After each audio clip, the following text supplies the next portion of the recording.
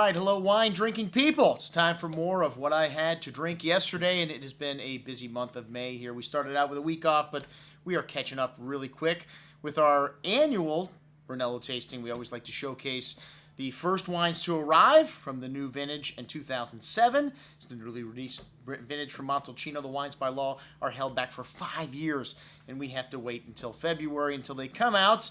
And most of the wines don't even get here for several months. There's still a lot of 06 in the market. Some people even have 05s. 06, a killer vintage as well. 05, very good. But we like to be the first on the block to show you, our wine-drinking people, what the new vintage is all about. And these 2007s, another outstanding vintage from Montalcino. Can it happen that many times in a row? Well, yes, folks, it has. It's easier to remember the bad vintages. 2002. Some producers, like CANALICCHIO and SOPRA and VALDICAVA, did not make any Brunello at all. And then you have 2003, a little difficult, but everything else has been really good this decade so far from Montalcino, one of the most prized cru areas in Tuscany for the Sangiovese grape. And we have got some of the greatest producers on the table this evening. We started out with CIACCI PICCOLOMINI, a house that we know very well. Mr. Paolo Bianchini has been here in the store and hosted events with us several times. Some great, more modern style Brunellos, and this entry-level 2007, a lot of nice wild strawberry fruit, pure, really a little bit simpler than the PIAN Rosso, the single vineyard that they had here on the table as well, but it's cut from the same cloth, a nose to kind of fresh herbs and some florals going on here as well in the nose, adding a little complexity there. Ripe cherry berry fruit on the tongue, very smooth tannins for such a young Brunello, and this wine always drinks really nicely upon release, a nice hand of spice and freshness on the finish, some raw meat there as well. A really excellent little Brunello. It's $50 or less. This wine is usually the best value on the shelf. All right, the PIAN Rosso, a single vineyard. This wine had a light nose of red cherry, red licorice spice, a little bit more nuance here, some toasty oak spice along with a good amount of fresh herbs and floral notes showing through as well. There are a good amount of that spiced red cherry fruit showing on the palate with firm tannins, nice concentration and depth of flavors. This wine is going to need a little bit of time. Liqueur-like concentration of fruit, really lovely richness and spice on the finish as well. A little red licorice there showing excellent, most excellent juice, this 2007 PIAN Rosso. This is a wine you want to have in your cellar 5-10 years from now. Like the 07 CANALICCHIO de Sopra, one of the small guys, only about 2,000 cases total produced with the Brunello di RESERVA and Rosso di Montalcino at this property. Really pretty nose here, classic black spice, tar, fresh porcini mushroom, fine herbs, licorice spice, wild strawberry, really complex bouquet of aroma. This is a producer, all these producers I buy every year, but CANALICCHIO de Sopra is one of my favorite of all the small classic guys.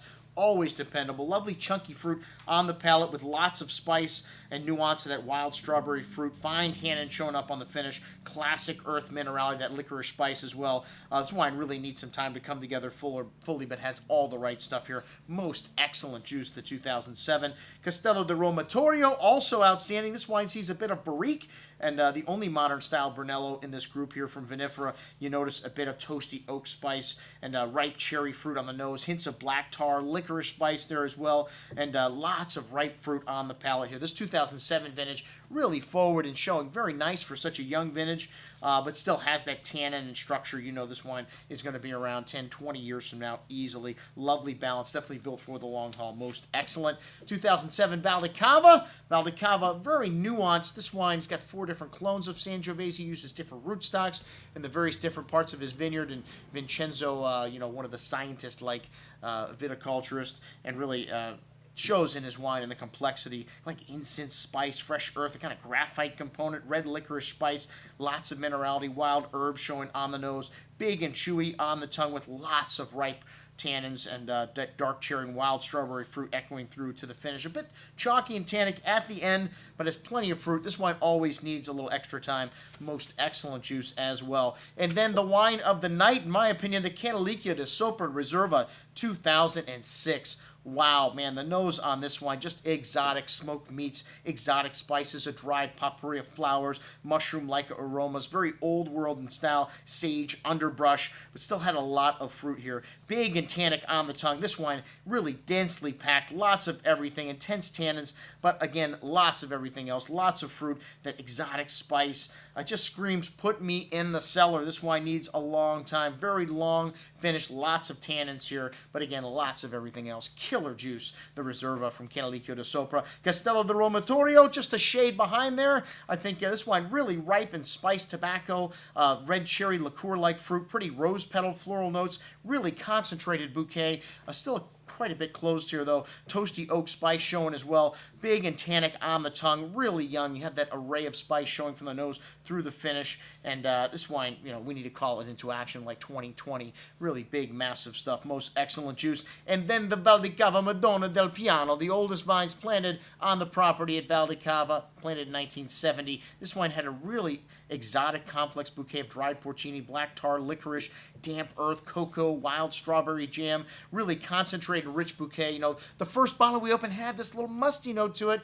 And, with some wines, that'll open up and blow off. But this wine was slightly corked.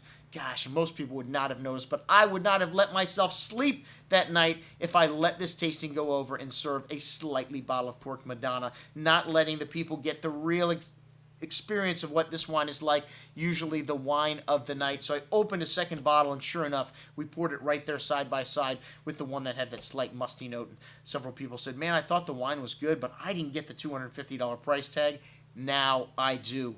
Wow, this second bottle is killer, and it was, and that musty note, like I said, just not present there on the palate, and the finish was just clouding things up a bit, but a killer bottle of Madonna del Piano. This 2006 definitely needs a little bit of time. Vincenzo, he guarantees this wine for your entire lifespan. Not many producers will do that, so I decided we should open up an older bottle of Valdicava, the 1999, drinking beautifully, but still relatively young. Had a lot of nice fruit, that wild strawberry fruit, red cherry, and then showing also that lovely nuance and spice that is Valdicava, and all the earthy components as well. In harmony, 1999, a really classic vintage. So, although this wine was showing beautifully, still has years to go in your cellar. You always get extra when you come to an event here at the Wine Watch. That is what we had to drink at our Brunello Di Montalcino 2007 tasting. I'm your host, Andrew Lampasoni, signing off for the Wine Watch, saying remember, always drink the good stuff first.